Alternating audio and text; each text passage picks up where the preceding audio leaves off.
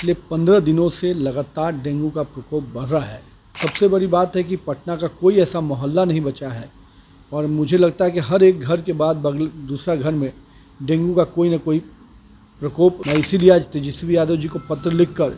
इस पूरे विषय का उनके शायद ध्यान में नहीं होगा, ये विवश होकर मैंने आज पत्र लिखा है डिप्टी सीएम को, और हम उम्मीद करते हैं कि इस पत्र के आधार पर वो जल्द कार्रवाई और निर्णय ले। नमस्कार, आप देख रहे हैं लाइव सिटीज। मैं हूं आपके साथ शिवम। बिहार सरकार के पूर्व मंत्री और बीजेपी के विधायक नितिन नवीन ने बिहार के उप मुख्यमंत्री तेजस्वी यादव को एक पत्र लिखा है। आपको बता दें कि जिस तरह से बिहार सहित पूरे पटना में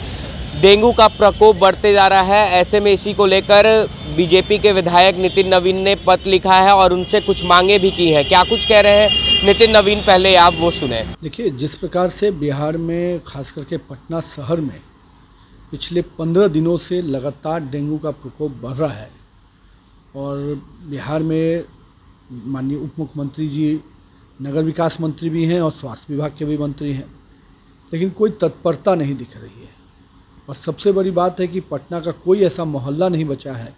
और मुझे लगता है कि हर एक घर के बाद दूसरा घर में डेंगू का कोई ना कोई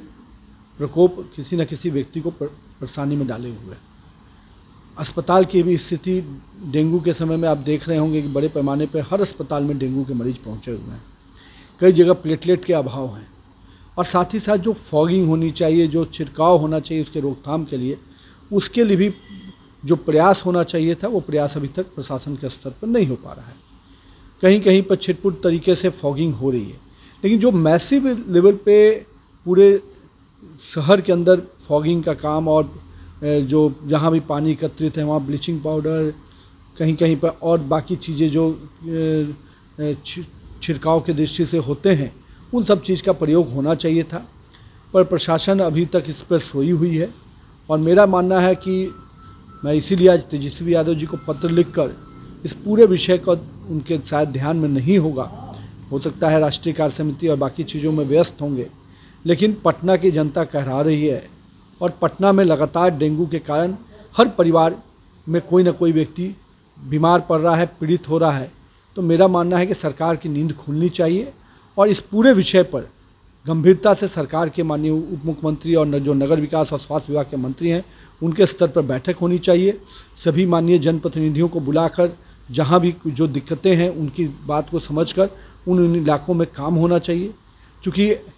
एक ऐसा समय है जो पिछली बार 2019 में भी डेंगू का प्रकोप बढ़ा था, लेकिन लगातार प्रशासन और शासन में हम लोग थे, हम लोगों ने तत्परता से लगा था, तो उसके बाद कई इलाकों में तुरंत में हम लोग, लेकिन पिछले 20 दिनों से हम देख रहे हैं सरकार का कोई भी